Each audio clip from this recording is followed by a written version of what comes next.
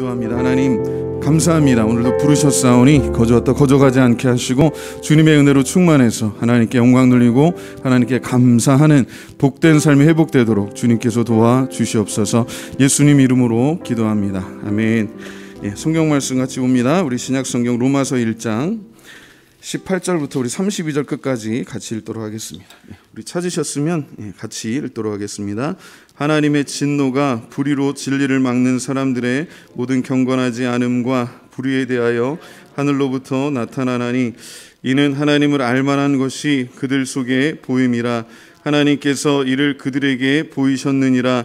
창세로부터 그의 보이지 아니하는 것들 곧 그의 영원하신 능력과 신성이 그가 만드신 만물에 분명히 보여 알려졌나니 그러므로 그들이 핑계하지 못할지니라. 하나님을 알되 하나님을 영화롭게도 아니하며 감사하지도 아니하고 오히려 그 생각이 허망하여지며 미련한 마음이 어두워졌나니 스스로 지혜 있다 하나 어리석게 되어 썩어지지 아니하는 하나님의 영광을 썩어질 사람과 새와 짐승과 기어다니는 동물 모양의 우상으로 바꾸었느니라. 그러므로 하나님께서 그들을 마음의 정욕대로 더러움에 내버려 두사 그들의 몸을 서로 욕되게 하게 하셨으니 이는 그들이 하나님의 진리를 거짓 것으로 바꾸어 피조물을 조물주보다 더 경배하고 섬김이라. 주는 곧 영원히 찬송할 이시로다. 아멘. 이 때문에 하나님께서 그들을 부끄러운 욕심에 내버려 두셨으니 곧 그들의 여자들도 순리대로 쓸 것을 바꾸어 영리로 쓰며 그와 같이 남자들도 순리대로 여자 쓰기를 버리고 서로 향하여 음욕이 부릴 듯하며 남자가 남자와 더불어 부끄러운 일을 행하여 그들의 그릇됨에 상당한 보응을 그들 자신이 받았느니라. 또한 그들이 마음에 하나님 두기를 싫어하며 하나님께서 그들을 그 상실한 마음대로 내버려 두사 합당하지 못한 일을 하게 하셨으니 곧 모든 불의, 추악, 탐욕, 악의가 가득한 자요 시기살인, 분쟁, 사기, 악독이 가득한 자요 수군수군하는 자요 비방하는 자요 하나님께서 미워하시는 자요 능욕하는 자요 교만한 자요 자랑하는 자요 악을 도모하는 자요 부모를 거역하는 자요 우매한 자요 패약하는 자요 무정한 자요 무자비한 자라. 그들이 이 같은 일을 행하는 자는 사형에 해당한다고 하나님께서 정하심을 알고도 자기들만 행할 뿐 아니라 또한 그런 일을 행하는 자들을 옳다 하느니라. 아멘. 오늘 제목을 한번 같이 따라해 보시겠습니다. 인간의 상태, 하나님의 은혜. 인간의 상태가 어떻다는 거예요? 죄 때문에 소망이 없는데 그럼에도 불구하고 하나님께서 은혜로 우리를 구원하시는 줄로 믿습니다. 로마서는 뭐 다른 것도 마찬가지지만 은혜에 대한 이야기고 하나님의 사랑에 대한 이야기고 그 핵심이 바로 예수 그리스도입니다. 오직 의인은 믿음으로만 구원받는 것, 그게 핵심이죠. 자, 우리 18절에 사도 바울이 로마교회 성도들에게 이렇게 이야기합니다. 제가 그냥 18절 19절 읽습니다. 하나님의 진노가 불의로 진리를 막는 사람들의 모든 경건하지 않음과 불의에 대하여 하늘로부터 나타나나니 이는 하나님을 알만한 것이 그들 속에 보임이라. 하나님께서 이를 그들에게 보이셨느니라. 그냥 쉽게 설명하면 하나님께서 창조하신 이 세계를 통해서도 하나님께서 그 존재하심을, 그의 능력을, 그의 사랑과 은혜를 우리에게 보여주신다는 거예요. 이거는 어떻게 보면 일반 은총에 해당합니다. 아침에 해가 뜨고 저녁에 해가 지고 또 비가 내리기도 하고, 그죠? 또 햇빛이 쨍쨍하기도 하고, 계절의 변화가 있고, 그리고 그 시간을 따라서 변화들이 있죠. 죽은 것 같은 나무들에 새순이 돋아나고 또 꽃이 피고, 그 꽃들도 한꺼번에 피는 게 아니라 하나님께서 그렇게 창조하셔서 또 그렇게 은혜 가운데 이끄셔서 아주 그 시간에 맞춰서 자기들이 피는 그 시간을 알고 또 그 모양대로 아주 다양하게 핍니다. 요즘 이렇게 교회 마당에 가면 다양한 꽃들이 피고 또 이렇게 동네에 이렇게 다니다 보면 또 특히 저희 대공원에 같은 데 가면 아주 다양한 꽃들이 피고 꽃뿐만 아니라 다양한 식물들을 볼 수 있는데 참 하나님의 오묘하심 때문에 참 감사할 것들이 많아요. 근데 시간이 지날수록 어느새 저희 한국말 중에 제가 좋아하는 말이 시나브로라는 말이 있는데 알지 못하는 사이에 천천히 어느새 그런 뜻입니다. 정말 신압으로 알지 못하는 사이에 어느새 이렇게 생명이 약동하는 그런 계절이 됐고, 이제 봄인가 싶었더니 벌써 막 여름 같은 느낌이 나는, 제가 벌써 반팔 입고 이렇게 나온 지가 벌써 몇 주째 돼요. 굉장히 더워집니다. 물론 뭐 내일부터는 조금 기온이 내려간다고 합니다만은 그래도 한 2, 3도 되는 것 같아요. 4월 달에 이렇게 더운 거는 참 점점 더 그러는 것 같은데, 어쨌든 사도 바울이 지금 로마 교회 성도들에게 2000년 전에 했던 얘기가 뭐냐면, 우리가 하나님께서 창조하신 것들을 통해서 이 피조물의 그런 아름다움을 통해서 하나님의 존재를 알 수 있다라고 하는 거예요. 그게 일반 계시고, 특별히 예수 그리스도를 통해서 그 사랑을 우리에게 성령께서 조명하시는 것, 그것이 특별 계시입니다. 특별 은총이죠.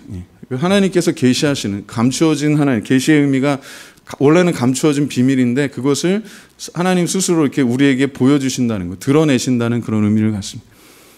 그 핵심이, 그 모든 것의 그 계시의 가장 핵심이 바로 예수 그리스도예요. 하나님의 형상으로, 그리고 하나님의 아들로서 우리에게 오셔서 그 피를 흘리셔서 구원하신 예수 그리스도가 하나님의 사랑의 가장 정점에 있어요.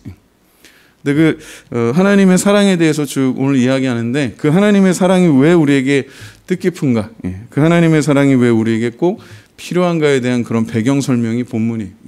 우리 하나님을 알만한 그런 어떻게 보면 지식도 있고 지혜도 있지만 하나님을 사실 대단하게 생각하지 않는다는 거예요. 왜 그러느냐? 죄 때문에 그렇다는 거죠. 뒤에 나오는 내용들이 다 죄에 대한 이야기, 뭐 정욕에 대한 이야기, 육신적인 것들도 있지만 사실은 그 뿌리는 죄 때문에 그렇습니다. 성경에서 이야기하는 죄는 하나님의 은혜를 깨닫기 위해서 참 어떻게 보면 꼭 알아야 되는 게 죄의 개념인데, 로마서에도 마찬가지입니다. 하나님께서 우리를 사랑하셔서 그 형상대로 지으신 줄로 믿습니다.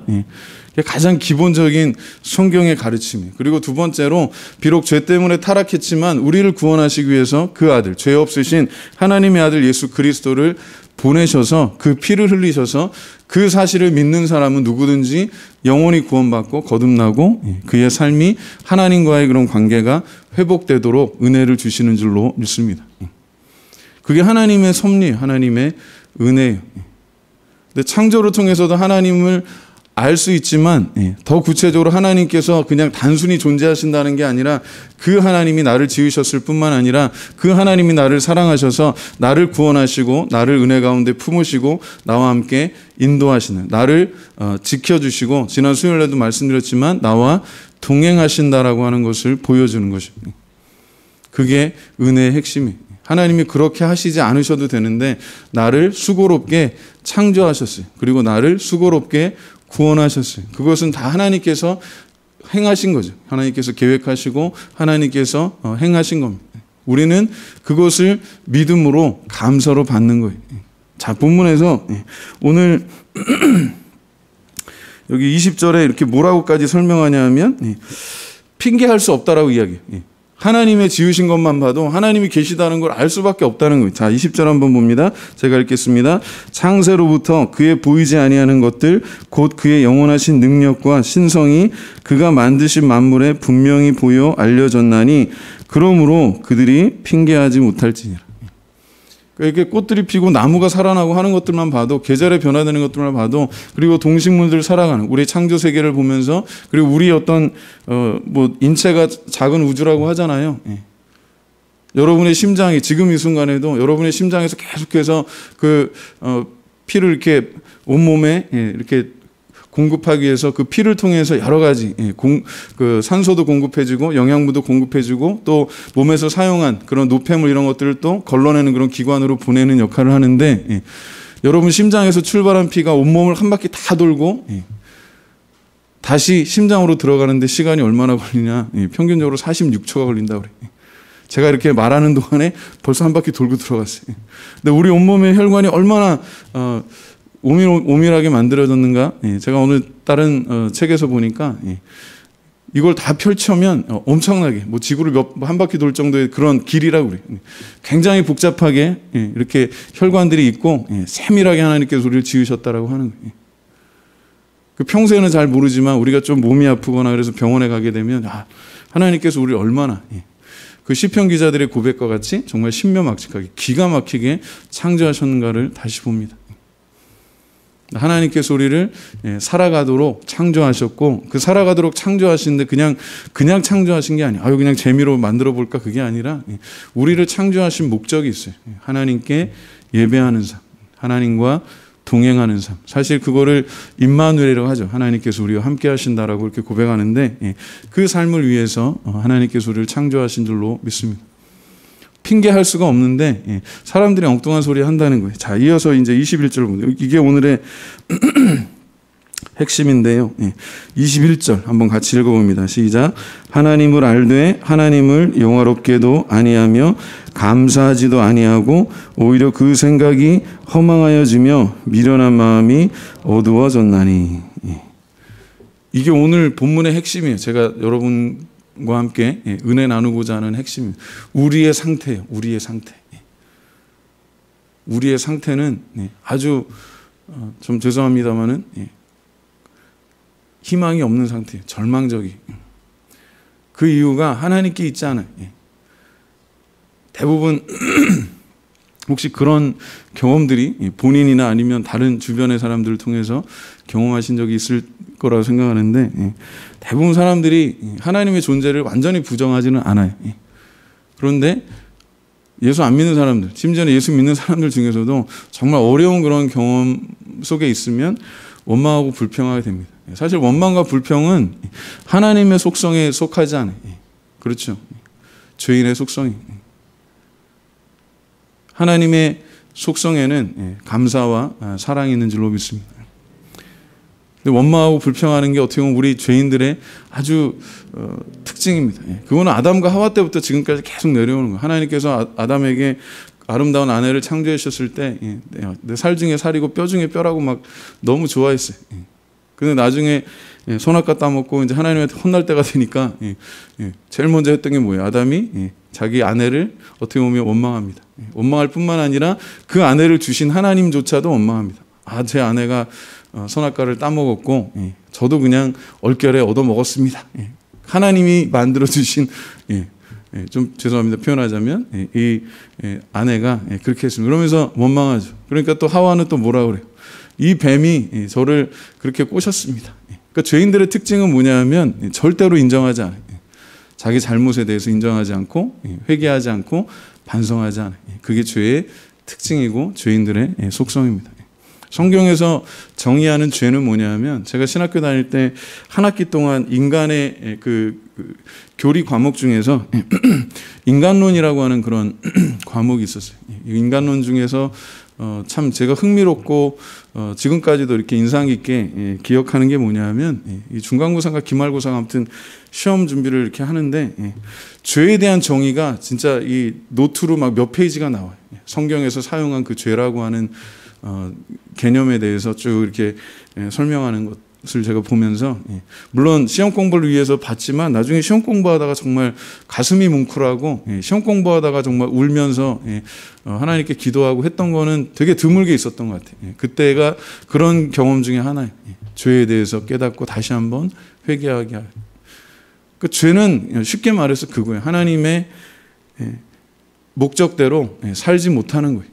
그걸 가장 자주 표현하는 게 여러분 화살 쏘는 거 있죠. 화살을 관역을 향해서 쐈는데 하나님의 영광을 위해서 살아가도록 쐈는데 그렇지 않은 거예요. 그 화살이 관역을 벗어나서 엉뚱한 데로 날아간 것이 성경에서 정의하는 죄입니다. 그러니까 뭐라고 이야기해요? 21절에 하나님을 알되, 사도 바울이 지금 전제하는 게 사람들이 하나님을 모른다는 게 아니에요. 아는데 하나님을 부정한다는 거예요. 그리고 하나님을 어떻게 보면 멸시한다는 거예요.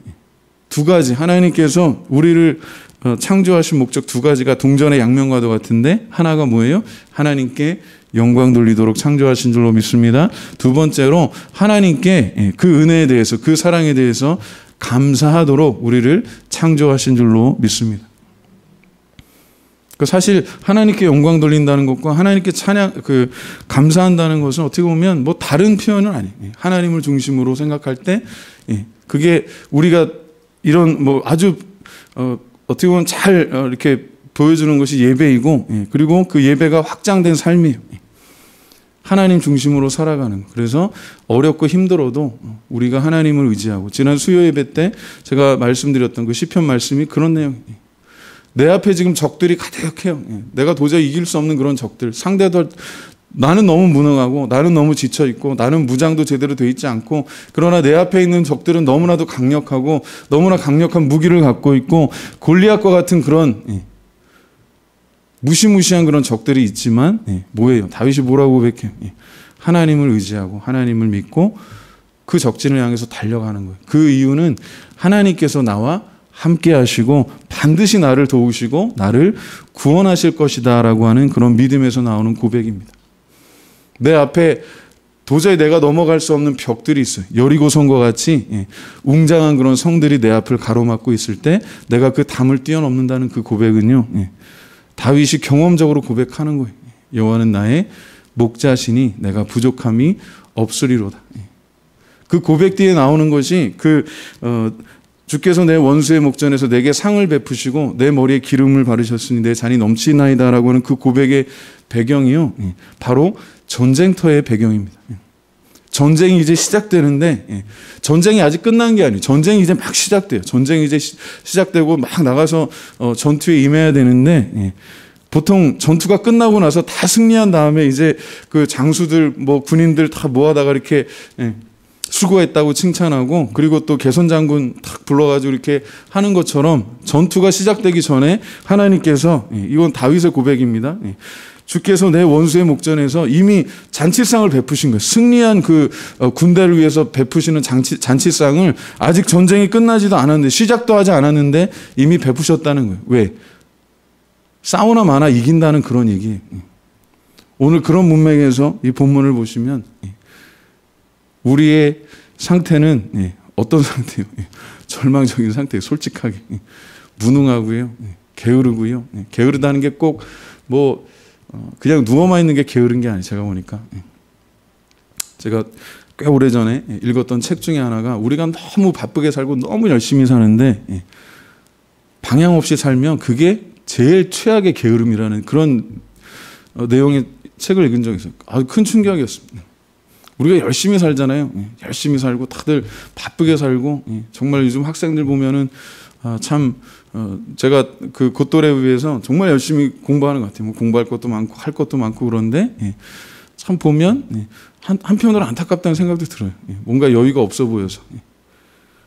우리가 먹고 사느라 바빠가지고 참 정말 중요한 것, 하나님께 예배하는 것도 그렇고, 그에 못지않게 또 중요한 게 우리에게 주신 사실 평범한 것들을 즐기는 거거든요. 여러분, 밥 한 끼를 정말 이렇게 먹으면서 그 맛을 보는 거. 아까도 제가 이렇게 밥을 먹으면서 저 안에 있는, 저도 알 수 없는, 저는 사실 나기도 서울에서 났고 크기도 서울에서 대부분 컸고, 군생활하고 유학할 때 빼고는 그랬는데, 희한하게 입맛은 충청도 입맛인 것 같아요. 왜 새우젓 그런 걸 좋아해요? 어릴 때 할머니가 이렇게 키우실 때 그 호박 넣고 새우젓 두부 이렇게 그런 입맛에 어떻게 길들여졌는지 희한하게 한 번씩 새우젓이 땡길 때가 있어요. 그래갖고 집사람한테 오늘 저녁 먹는데 그 새우젓을 만큼 한 젓가락, 또 너무 짜게 먹으면 안 된다 그래가지고 또 이렇게 한 젓가락 이렇게 먹는데, 그 새우젓들이 눈이 다 까맣게 이렇게 보면서, 그 새우젓들도 참 자기의 사명을 다하는 거죠. 김치는 김치대로. 근데 모든 다양한 음식들을 이렇게 먹을 때 그 느낌, 그 전에는 그냥 먹고 이제 뭘 해야, 그러니까 먹어 치운다 이제 그런 의미였는데, 요즘에는 좀 천천히 먹는 게 좋다고 그래요. 그냥 천천히 먹는 것 중에 좋은 방법이 그걸 음미하는 거예요. 맛을 천천히 씹으면서. 다양한 음식 재료들이 하나하나 맛이 다르고, 또 그 여러 재료들을 같이 이렇게 넣어서 먹는 그런 맛도 다른데, 그러니까 전도서를 읽을 때 참 은혜가 되는 게 사실 그 부분이거든요. 하나님께서 주신 많은 은혜와 복이 있는데, 제일 어리석은 사람이 누구냐? 하나님께서 주신 것들을 나중에 즐기겠다는 거예요. 나중에 행복하겠다는 거예요. 사실은 지금 이곳에서 하나님 주시는 것을 누리는 사람, 아주 작은 것에도 감사하는 사람, 아주 작은 것에도 하나님의 은혜를 느끼는 사람이 정말 행복한 사람이고, 지혜로운 사람이다라고 하는 게 전도서의 말씀이에요. 그 새우젓을 먹으면서 야 이렇게 오묘하게 그 조그맣지만 그렇죠 적절하게 발효가 되고 또 거기 그 발효가 그냥 아무것도 안 넣으면 또 상할 수가 있으니까 소금 간을 하잖아요. 그래서 그게 적절한 시간 속에 저희 집에 뭐 새우젓이 뭐 한 독씩 있는 게 아니고 많은 병에 조금 들어있는데 근데 생각날 때마다 한 번씩 찝어서 먹어요. 그러면 한 젓가락에 뭐 한 10마리 20마리 이렇게 들었겠죠. 이렇게 뭐 근데 그 새우도 그렇게 소금하고 발효되면 고유한 맛을 내고 또 식욕을 돋구는 그런 역할을 하는데 하물며 하나님의 형상대로 지으신 우리가 인간이 얼마나 위대한 존재입니까? 그죠? 그런 것들을 생각하면서 하나님이 주신 은혜에 대해서 감사하고 그것을 기뻐하고 누리는 것이 가장 큰 복이다라고 하는 것을 깨닫기를 주님의 이름으로 축원합니다. 하나님께 영광 돌린다는 표현이요, 뭐 거창하게 있지 않아요. 우리가 뭐 진짜 이게 뭐 조수미 씨 같이 아주 그런 꾀꼬리 같은 목소리로 뭐 할렐루야 부르는 것도 좋겠지만 그렇지 않아도 돼. 그렇게 노래 못해도 돼요. 사실 노래 잘하는 사람들 뭐 많죠. 뭐 재능적으로. 근데 그렇지 않다 하더라도 아까 우리 찬양하라 내용이나 그 제음대로 부르려니까 저도 오랜만에 마스크 쓰려니까 힘들어요. 그렇지만 그래도 하나님 기뻐하시는 줄로 믿습니다. 어린아이들 왜 이렇게 키우시다 보면 아기 때 아이들이 막 이렇게 재롱 떨고 하는 거 꼭 뭐 노래를 잘해서 뭐 그런 거 아니죠. 그냥 뭐 엄마 아빠 아니면 할아버지 할머니 와가지고 막 재롱 떠는 거 뭐 그게 그 자체가 예쁜 것처럼 하나님께서 우리가 찬양하는 뭐 우리가 얼마나 노래를 얼마나 잘하겠습니까? 얼마나 또 막 열심히 얼마나 또 잘하겠어요? 열심히겠습니까만은 하나님께서 그것을 그냥 기뻐 받으시는 줄로 믿습니다. 특히 우리 오순절 교단은 제가 뭐라 그랬어요? 종교개혁의 최대 업적은 성경을 하나님의 말씀을 평신도들에게 돌려드린 거라면 오순절 교회 그 오순절 운동의 가장 큰 제가 보는 관점에서 가장 큰 어떻게 보면 성취 중에 하나는 뭐냐면 예배를 평신도들에게 돌려준다는 거예요. 무슨 말이냐면 가운 입고 뭐 성가대 따로 쓰고 뭐 여기 다른 교회들 아직도 그렇게 하는데 되게 많아요. 음악 전공자들, 성악 전공자들, 뭐 연주 전공하는 사람들 세워다 놓고 돈 주고서 진짜 좋은 음악을 듣죠. 또 기도 잘하는 분들만 따로 이렇게 엄선해가지고 이렇게 또 직분 주고 장로교회 같은 경우는 장로님들 아니면은 기도도 못해요. 근데 우리 교단은 그런 거에서 비교적 자유롭습니다. 저희 교단은 사실은 장로 제도도 없지만 한국적인 상황에서 대외적으로 우리가 그런 어떤 협력을 해야 되기 때문에 선교적인 협력을 해야 되기 때문에 그런 직분을 가지고 있는 것뿐이지 저희 교단은 그런 거에 이렇게 매이지 않아요. 왜? 모든 성도들이 주님 앞에 동일한 하나님의 자녀인 줄 믿기 때문에 그래요. 그래서 대표 기도도 집사님들도 하실 수 있어요. 원칙적으로는 꼭 직분이 없어도 뭐 장로, 권사, 집사 이런 직분이 없어도 하나님께서 은혜 주시면 기도하는 거예요. 뭐 지난번에도 말씀드렸지만 성만찬 같은 것도 마찬가지예요. 솔직하게 얘기하면 꼭 뭐 가운 입고 뭐 장로님들만 그렇게 하시는 게 아니라 뭐 무시하거나 그런 게 절대로 아니에요. 우리 교단은 그런 형식에서 예식에서 자유로워요. 정말 그 형제 자매요, 그죠? 가족이라고 하는 그런 개념으로 예배하기 때문에 자유로워요. 그렇다고 무질서한 게 아니야. 굉장히 은혜롭습니다. 어느 정도 필요한 그런 형식은 있겠지만 정말 적절한 선 안에서 형식보다도 그 내용이 중요해요. 주의 은혜 가운데 성령께서 감동하시고 감화하시는 대로 은혜 가운데 기뻐하는 거예요. 그게 오순절 예배의 특징이에요. 그래서 오순절 운동의 가장 큰 공로 중에 하나가 저는 개인적으로 그렇게 생각해요. 예배를 성직자 중심에서 전문가 중심에서 평신도 중심으로 옮겨갔다는 거예요. 감독님께서 표현하시는 거 노래방 시대라고 그러잖아요. 노래방. 노래방 가면 꼭 노래 잘하는 사람만 노래하는 거 아니에요. 그냥 자기가 거기에 참여하는 거예요. 예배도 마찬가지예요. 성령께서 감화 감동하시는 대로. 어쩔 때는 사실 진짜 이게 음에 맞춰가지고 저도 뭐 음악은 잘 몰라요. 뭐 악보도 뭐 그냥 듬성듬성 봅니다만. 그게 중요한 거 아니에요. 아주 꾀꼬리같이 부르는 사람이 있어도 은혜가 안 될 수 있고요. 우리 고음불각이죠. 이거 여기서 불러야 되는데 마음은 여기 있는데 마음은 조수미인데 현실은 그렇지 않은 뭐 고음불가로 그렇게 불러도요. 사실 그게 은혜로울 때 있어요. 그게 더 은혜로울 때 있어요. 왜? 그게 진실한 고백이기 때문에 그래요. 또 요즘 나오는 곡들은요, 찬양들은요, 왜 이렇게 어렵게들 만드는지 모르겠어요. 좀 따라하기도 어렵고, 박자도 뭐 좀 맞추기도 어렵고, 그냥 그런데 노래를 기계적으로 잘 부르는 것보다 마음으로, 심장으로 하나님의 은혜에 감사해서 부르는 것, 그게 하나님 더 기뻐하시는 그런 예배인 줄로 믿습니다. 오늘 결론은 사실 그거예요. 하나님께서 우리를 창조하신 목적이 이 두 가지, 어떻게 보면 동전의 양면과 같은 목적이, 첫 번째가 하나님께 영광 돌리는 것과, 그 하나님께 영광 돌리는 게 또 모든 것들에 대한 감사로 나타나는 거예요. 하나님께 영광 돌리는 게 교회에서만 이루어지지 않습니다. 여러분의 삶의 현장에서 기도하잖아요. 우리가 먹기 전에 예수 믿는 사람과 안 믿는 사람의 가장 큰 차이가 거기 있어요. 하나님의 은혜에 감사해서 기도하다 보면 그것이 하나님께 영광이 되는 거예요. 그리고 그게 하나님의 자녀의 구별된 삶의 어떤 모습입니다. 예수 믿는 사람과 예수 믿지 않는 사람의 가장 큰 차이는 겉으로는 잘 모르지만 그 중심에 하나님을 기억하고 살아가느냐, 그렇지 않느냐라고 하는 거예요. 적어도 예수 그리스도 안에 있는 사람은 하나님 중심으로 삶에 대한 그런 방향들이 나아가요. 완벽하지는 않아요.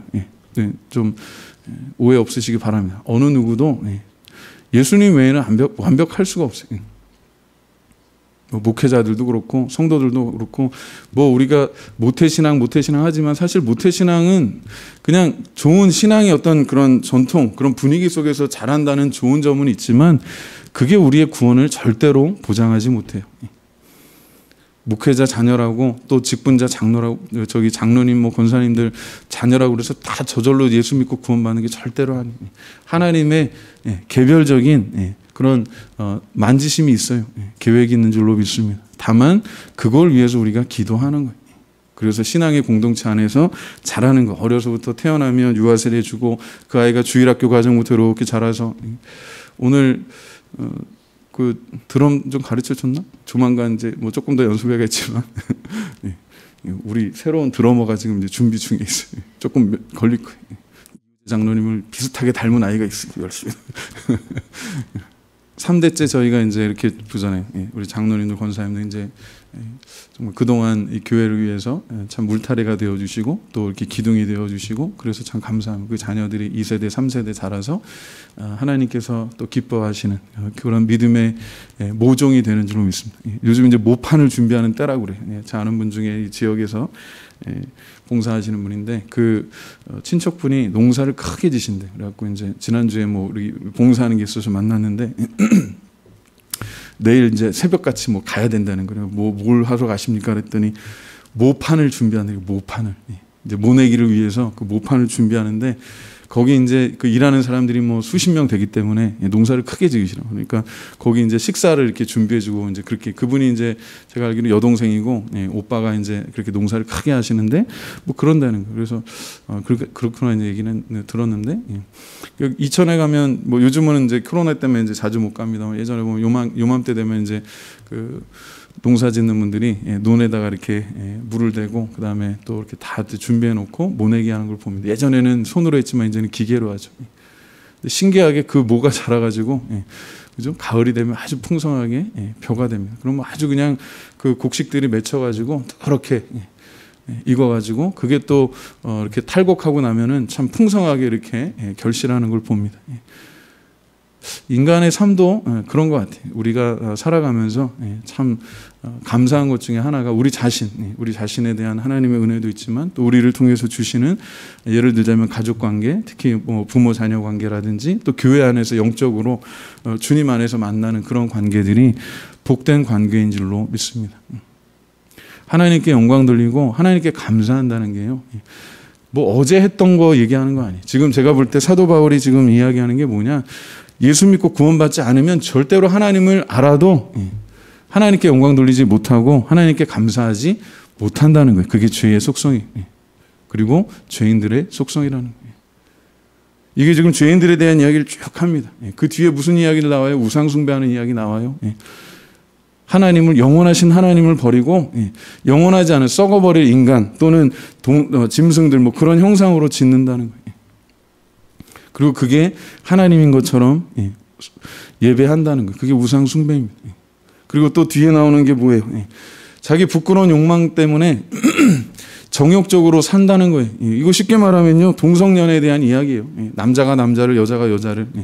하나님께서 창조하신 그 순리를 버리고, 하나님께서 창조하실 때 창세기에서 잘 보세요. 하나님께서 남자와 여자를 창조하셨어요. 인간을 창조하셨다라고 그렇지 않고, 물론 사람을 창조한다고 표현하시지만 꼭 말씀하실 때 남자와 여자를 구별되게 이렇게 표현하십니다.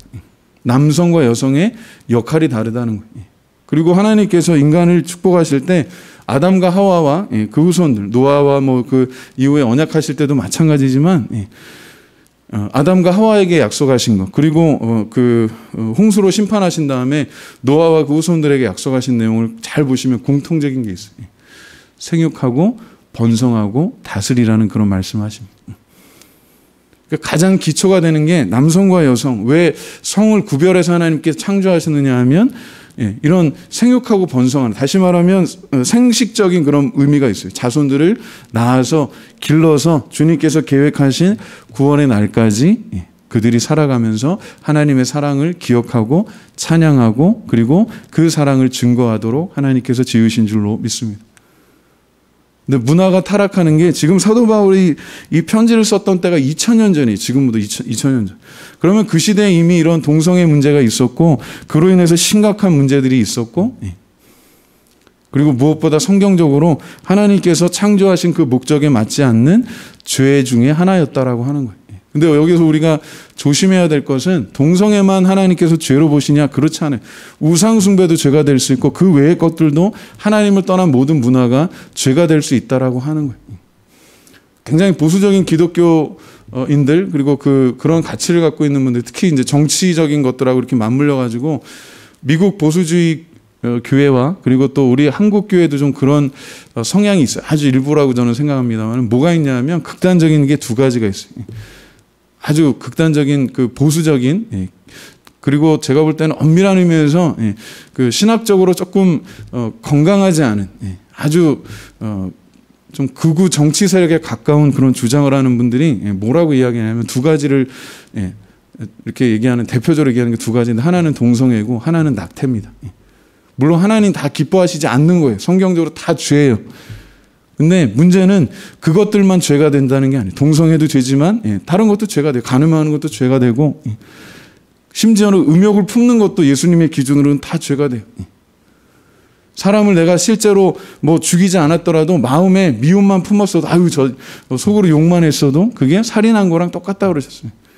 그 기준으로 보면 다 하나님 앞에 죄인이라고 하는 거예요. 우리가 흔히 알고 있는 10계명, 10가지 중에 9개 다 지켜도요, 한 가지 마음속에 막 원망해가지고 두고 보자 그랬다면, 그거 9계명 다 지켰어도 그 계명 전체를 다 못 지켰기 때문에 망하는 거예요. 그 결론은 뭐냐면, 율법이 우리를 자유케 하지 못해요. 율법이 우리를 구원하지 못해요. 율법은 우리의 죄를 발견하는 하나님의 은혜입니다. 오직 예수 그리스도의 보혈이, 예수 그리스도의 복음이 우리를 구원하는 하나님의 은혜인 줄로 믿습니다. 뭐 감독님 늘 하시는 비유가 있잖아요.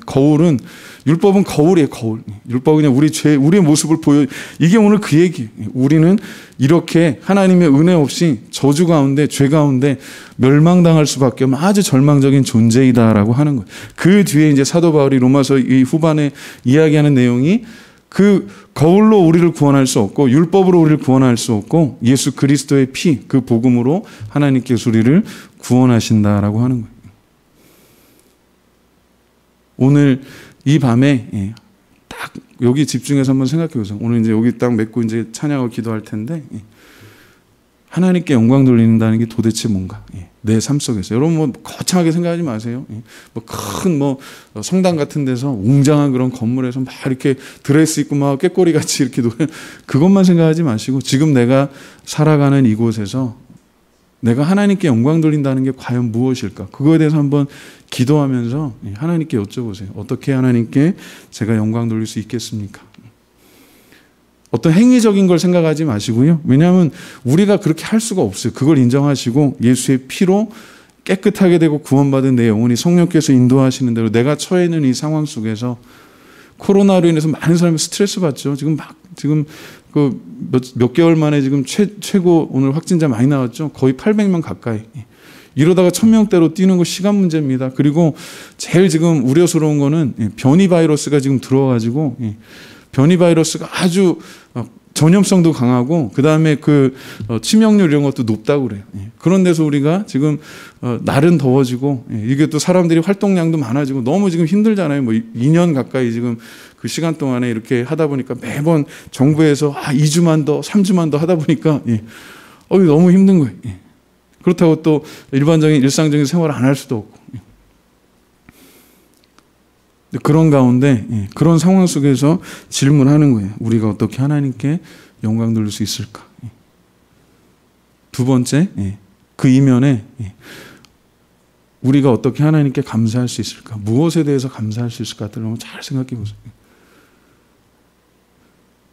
그걸 좀 여러분 이해하기 좋게 제가 설명드리면 여러분이 언젠가 하나님 앞에 개인적으로 하나님 부르시는 날이 있죠. 언제가 될지 모르지만 하나님 앞에 우리 개인의 삶이 다 이렇게 수명이 끝나는 때가 있어요. 마지막 호흡을 하나님께서 거두시는 때가 있을 텐데 그 하나님 앞에 서는 그날 그 직전을 생각하고 그때부터 지금을 보시는 거예요. 미래겠죠. 뭐 가까운 미래든 먼 미래든 하나님 앞에 서는 그날을 기준으로 해서 지금을 보는 거예요. 그리고 그 앞을 또 보는 거예요. 정말 뭐가 중요한가를 생각해 보시면 오히려 간단해. 죽음 앞에 이 육신의 죽음으로 끝나는 게 아니라 그죠? 영원한 하나님 앞에 영원한 생명으로 사는 부활이 있고 영원한 죽음으로 단절되는 영원한 부활이 또 있어요. 영원한 죽음이죠. 그 시간이 오기 전에 가장 중요한 게 뭔가? 내가 예수 믿고 구원받았는가? 예수의 피로 내 영혼이 거듭났는가? 성령으로 거듭났는가? 그게 가장 중요한 거예요. 거기에서부터 출발하는 거예요. 그렇게 거듭나고 성령께서 인도하시는 삶이 하나님께 영광 돌리는 삶이 되고 하나님께 감사하는 삶이 출발점이 되는 줄로 믿습니다. 코로나 때문에 사실 많은 것들을 우리가 못하는 것 같아도요. 잘 보면 또 그게 좋은 기회예요. 목회적으로 보니까요. 이게 우리 신앙을 다시 한번 점검하는 좋은 기회예요. 정말 중요한 게 뭔가? 정상적인 그런 일상들, 우리가 당연하게 누렸던 것들을 지금 당연히 누리지 못하는 것들을 생각해 보면, 같이 앉아서 이렇게 5명 이상 모여서, 그죠? 지금 못 모이잖아요. 사적으로 못 모이는데, 그게 얼마나, 우리 예배 끝나고 이렇게 식사하고 예배 끝나고 아니면 평소에도 이렇게 성도들 모여서 차도 한잔 하고 또 이렇게 구역들 모여서 예배 드리고 이렇게 또 신방도 가고, 그죠? 행사 같은 거 있을 때 같이 가족들, 성도들 같이 가서 이렇게 축하해주고, 혼인식 때 다 가서 축하해주고, 또 장례식 있으면 성도들 다 와서 이렇게 예배 드리고 하는 게 그게 너무나도 당연했었는데, 지금 이제 코로나로 인해서 다 멈췄잖아요. 이게 좀 제한적이잖아요. 우리의 삶을 다시 한번 돌아보게 되면 무엇이 가장 귀한 것인가? 코로나를 통해서 깨닫는 것들 중에 하나가 하나님과의 관계를 통해서 하나님께서 주신 관계들 참 귀하구나 생각합니다. 마음처럼 생각처럼 자주 못 만나는 거, 자주 또 이렇게 찾아가지 못하는 거, 또 그렇게 함께할 수 없는 거, 그런 것들을 경험하니까 그게 정말 귀한 것이구나 새로 깨닫게 돼요. 그리고 우리의 삶이 개인적인 삶이에요. 생명이 유한하다는 걸 깨닫는 게 복이에요. 우리가 무한정 사는 게 아니라 하나님께서 우리를 부르시는 때가 있다는 거예요. 하나님이 허락하시는 그 시간 동안에 제가 오늘 깨달은 게 그거예요. 우리 몸도요, 이 환경도요, 제가 오늘 깨달은 게 그거예요. 하나님께서 우리에게 장기 렌탈 해주신 거예요. 장기 렌탈. 50몇 년 지금 하려니까 공짜로 이게 그렇게 살아왔는데 문제는 스스로 관리를 못하니까 집사람이 어제 그 배 좀 어떻게 해봐야겠다고 그래갖고 이거 어떻게 할 수 있을까? 할 수 있으면 불판에다 올려가지고 구워 먹으면서 줄이면 좋겠는데 늘 몇 년 전부터 드는 생각이에요. 불판에다가 이렇게 이게 웃자고 하는 얘기인데 실제로 하시면 안 돼요. 뱃살 이렇게 좀 나이들이 나오잖아요. 그러니까 이걸 할 수 있으면 삼겹살 대신에 뱃살을 벗어 먹으면서 배도 줄 텐데 이제 웃자고 하는 얘기인데 집사람이 어제 그러대요. 그 배 좀 어떻게 해야겠다고. 맞는 얘기예요. 하나님께서 이렇게 장기 렌탈 건강하게 태어나서 지금까지 이렇게 큰 뭐 사건 사고 없이 잘 살게 해주셨는데 이게 관리를 못한 책임이 저한테 있는 거예요. 이제 몸이 막 좀 불편하고 그리고 뭐 코로나에 확진된 건 아닌데 살이 확진자, 확진자라면서 코로나에 대해서 살이 확진자가 되면 몇 킬로가 찍으니까 좀 불편해요 진짜. 근데 깨닫는 게 있어요. 하나님께서 이렇게 생명을 주셨고 거저 주셨고 정말 또 그 아들의 그저 피값으로 이렇게 귀한 생명을 주셨는데 거저 주셨잖아요. 근데 거기에 대해서 별로 감사하지 않았던 것 같아요. 하나님께서 빌려주셨어요. 내 거라고 주신 게 아니라 사용권만 주신 거지 소유권은 하나님께 있다는 오늘 다시 한번 깨달았어요. 하나님께서 주신 삶을, 관계들을, 그리고 여러분 직분도 마찬가지예요. 우리가 뭐 이 직분 언제까지 감당할 수 있을 것 같아요? 하나님 부르시면 가는 거예요. 그리고 또 어느 정도 되면 또 은퇴도 하게 돼요. 그래야 또 다음 사람들, 다음 세대가 일을 할 수가 있어요. 그런 걸 생각하면서 오늘 그 두 가지, 어떻게 내 삶 속에서 하나님께 영광 돌릴까? 무엇을 하나님께 감사드릴까? 행위적인 게 아니라 여러분 그런 하나님께서 주신 은혜에 대해서 한번 세보시라는 거예요. 내가 뭐 지금 뭐가 없고 뭐가 부족하고 뭐 좀 더 있었으면 좋겠다. 그거 말고 하나님께서 지금 내 삶 속에서 주신, 지금까지 주셨고 지금도 누리고 있고 또 앞으로도 주실 그런 은혜들에 대해서 좀 감사하고, 무엇보다 예수 그리스도의 보혈로 내 영혼이 거듭난 것, 깨끗하게 되는 것, 날마다 우리가 주 안에서 자유롭게 되는 것에 대해서 감사하고 기뻐하는 그런 은혜가 있기를 주님의 이름으로 축원합니다. 우리 함께 이 시간 이제 찬양하고 기도할 텐데, 아까 부르셨던 찬양하라 내 영혼아, 감사하라 내 영혼아 이렇게 부를 텐데, 이번에는 그냥 제 음으로 부를게요. 피아노 오늘 말씀 좀 저도 요즘 소리가 잘 안 올라가더라고요. 그래서 근데 그래도 괜찮아요. 감사하면서 함께 찬양하고 기도하는 시간 갖도록 하겠습니다. 찬양하라 내 영혼아 부릅니다. 찬양하라 내 영혼아, 찬양하라 내 영혼아, 찬양하라 내 영혼아, 내 속에 있는 것들아, 내 속에 있는 것들아 다 찬양하라. 감사하라 내 영혼아, 감사하라 내 영혼아, 감사하라 내 영혼아, 감사하라 내 영혼아. 아멘. 내 속에 있는 것들아, 내 속에 있는 것들아 다 감사. 우리 마지막으로 다시 한번 찬양합니다. 감사하라 내 영혼아, 감사하라 내 영혼아.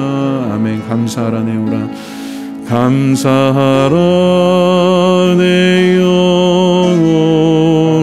내 속에 있는 것들아, 내 속에 있는 것들아 다 감사하라. 아멘. 어떻게 보면 종말론적인 관점에서 기도하는 거예요. 주님께서 나를 부르시는 그날, 그리고 우리 구원의 완성을 이루실 그날에, 새하늘과 새 땅을 완성하시는 그날에, 내가 주님 앞에 서는 그날에 돌아보면서 정말 주님께 영광 돌리고 주님께 감사하는 그런 은혜가 있기를 바라고, 그때만 있는 것이 아니라 지금도 부족하고 연약하지만 정말 하나님께 영광 돌리는 그런 삶을 주 안에 살아가기를 소망합니다. 성령님 도우시고 인도하여 주시옵소서. 우리의 원망하고 불평하는 그런 것에 익숙한 언어가, 그런 습관들이, 그런 죄인의 문화가 변화되어서 하나님의 거룩함을 덧입어서 하나님께서 허락하신 소유권이 아니라 사용권을 주신 이 시간 동안에 정말 하나님께 영광 돌리고 하나님께 감사하는 삶을 살아가도록 주님 도와주시옵소서. 우리 각자의 삶을 위해서 함께 기도하시고 이번 우리 예배를 위해서 좀 기도 부탁드립니다. 예배 가운데 하나님 위로해 주시고 우리 사랑하는 성도들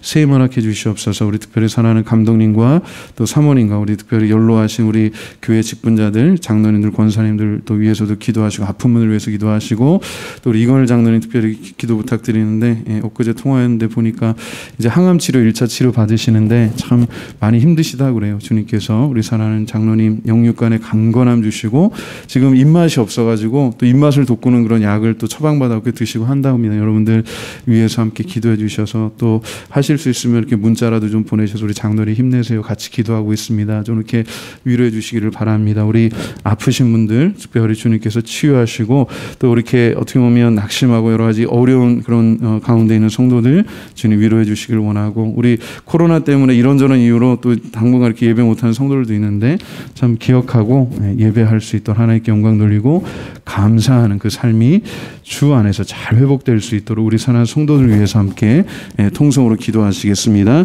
하나님 감사합니다. 오늘 주님께서 우리를 사랑하셔서 이 자리에 부르시고 예배할 수 있도록 인도해 주시니 너무나도 감사합니다. 주님 감사합니다. 주님께 영광 돌리는 삶을 살도록 또 주님께 감사하는 삶을 살도록 하나님께서 우리를 창조하셨고 구원하셨는데 정말 우리가 주의 문화, 주인의 그런 속성을 다 버리지 못하고 주님 원망하고 불평할 때가 더 많았습니다. 주님께 영광 돌리기보다 나 자신에게 영광을 돌리고 또 주님께 감사하기보다 정말 또 원망 불평하고 잘되면 자기 잘난 것처럼 그렇게 착각했던 것들이 이 시간 회개합니다. 주인된 모습으로 살았던 것들, 주인의 그런 문화 속에서 정말 만족하며 살았던 것들 이 시간 회개합니다. 그 당시 사도 바울 시대에 살았던 로마 교회 성도들에게 사도 바울이 경고했습니다. 주인들의 삶이 타락하고 자신들의 욕망으로 말미암아서 정말 돼지우리 안에 빠져서 정말 만족하지 못하는 그런 돼지처럼